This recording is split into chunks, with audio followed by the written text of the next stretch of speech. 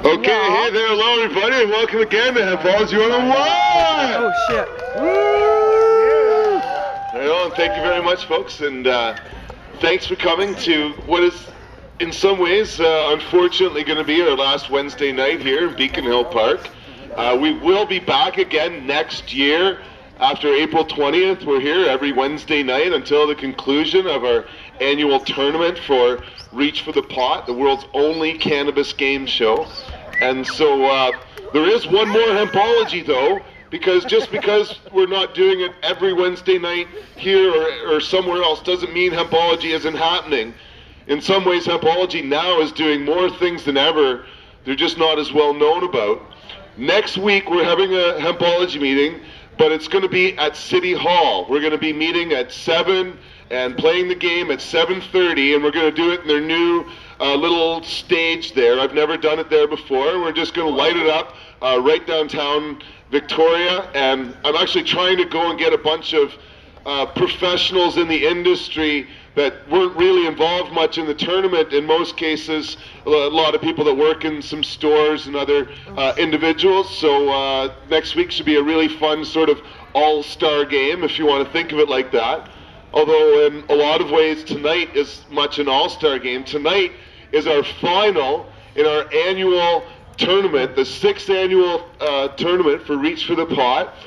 Both of our teams here, the Potley crew, yes, thank you, the Potley crew and the Roach Clips are really champs in some sense already. They've beaten 2 teams to get here, and this is the final game. And in some ways, I should say congratulations already to both teams. But you know, obviously, only one team goes away with their names on the bongs, and we won't have the bongs ready next week. We didn't have the prizes for last week ready for here yet either, so we'll try to have that ready. You can get the prizes, I guess, eventually at my store on Johnson Street if you won one of the contests last week. But we film all these things and put them up on YouTube. If you weren't here last week, we had our annual contest for the best pipe, bong, t-shirt, joint rolling, spoken word. It was a heck of a lot of fun, one of the longest Hempologies ever. It's up on YouTube. Tonight's game will be, next week's game. We have conventions, all sorts of things up on YouTube. Please check it out. But I'm going to get into the game because it's going to be a heck of a lot of fun.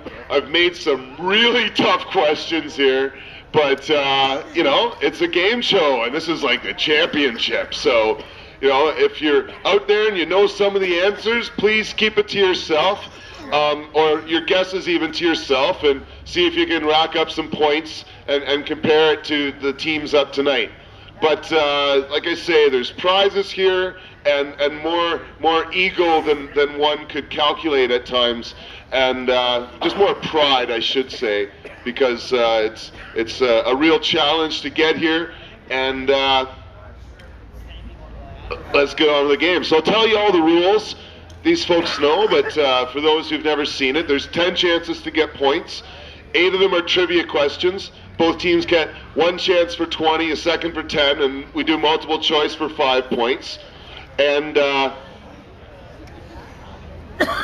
clapping is hitting the buzzer. If they clap, I'm going to get them to cough up an answer. They can talk to their teammates and think about it all they want, but as soon as they clap, they got to say something. The rest of it, I pretty much make it up as we go along anyway, so there's not much more to say than that. So, the first question, first question every week is something to do with the Cannabis Buyers Club or Hempology 101. I mentioned some of the events of Hempology, but I didn't mention our sort of sister club, the Cannabis Buyers Club of Canada. This September will be the 15th year that we've been organizing Hempology 101 events here in Victoria. And so September 1st for our 15th anniversary, and we're going to have posters up around town and stuff, but we're going to be marching from the City Hall to the Parliament buildings and get our picture taken and make some postcards. I forgot some props, including my postcards tonight. But it's something that we're very proud of. We're going to make a big deal of doing this work for 15 years. 15 years ago, September, I essentially moved here in a van, and with not much more than like a couple of pamphlets and a flag to put the information on, I went to the whale wall and said, I'm going to meet here every Wednesday night at 7 till, we start doing something else. And I just moved around from one location to another, pretty much smoked pot on Wednesday nights almost anywhere you can imagine, downtown Victoria, on the top of the Yates Street Parkade one week, for crying out loud, and just all sorts of fun things that we've done. And yeah, it's been a great 15 years, and hopefully you can all make our anniversary march. But you bet. Shortly after getting Hempology going, I started meeting people that have medical problems that use cannabis and didn't have a good supply for it. And I met someone who makes cookies and brownies. She's not around helping out very much these days, really not at all, but she helped inspire me.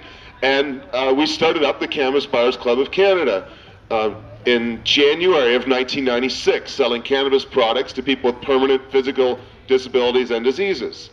And so with a van and not much more, and a pager and some pamphlets, I started selling cannabis to sick people and got an apartment, worked out of there for 5 years. Now I have 3,200 sick people that I'm providing medicine to. It's been quite a story, really. Thanks, guys. But it's had its ups and downs, to be sure. And some of the challenges have been police raids. We've been raided in our store 4 times. They were all back in 2002, 2003. And one way or another, we beat every single charge that was laid against us. So we're really happy to have case law and acquittals that have, for the most part, helped our club avoid any further raids and arrests. However, last December, our bakery got raided, really because of noise complaints and smell complaints, but it was something that, unfortunately, somebody was even down the hall making isopropanol sort of oils that we were blamed for. And so all that combined in the police raiding our store and arresting my friend Owen. He actually faces charges of trafficking THC for making the cookies and skin products like massage oils and stuff that we sell at the Cannabis Buyers Club. And so we have a constitutional trial coming up, because even though it's legal for you to grow medical marijuana, if you make it into a butter and extract it with a cheesecloth, you've made a drug called THC, which is actually the main chemical that helps you feel better, which is why they made it legal in the first place, is because it contains THC. But ironically, while cannabis marijuana is legal, the drug itself is illegal, unless of course you're a drug company. They're protected. They can sell you synthetic THC, but naturally occurring THC is illegal according to the law. And so it's a nuance that's ridiculous. Cannabis resin, also illegal, even if you have a Health Canada license. If you have hash resin, like in the form of hashish, or even crystals that could appear at the bottom of your rolling tray, technically, the resin even in your pipe could be considered illegal from the legally grown herb. So there's a lot of nuances to the law. We're going to, I think, set some precedent. We're going to have a preliminary inquiry before the actual trial, so there's lots of time before the details get settled. But tonight's first question comes from this very, very important bakery trial. There's an article up here in the Times Columnist. I'm not going to say it was all accurate, but certainly it was public record. The police were quoted in this, as they often are. They said that if they could find a Health Canada license for this operation, that no one would get charged. Well, we don't have Health Canada licenses to make cannabis resin products, or in this case, products that contain THC. So there's no use applying for a license that doesn't allow you to do what you're doing, which is why me and the club that I work with, or one reason, doesn't really sign up to Health Canada's programs like a lot of other clubs.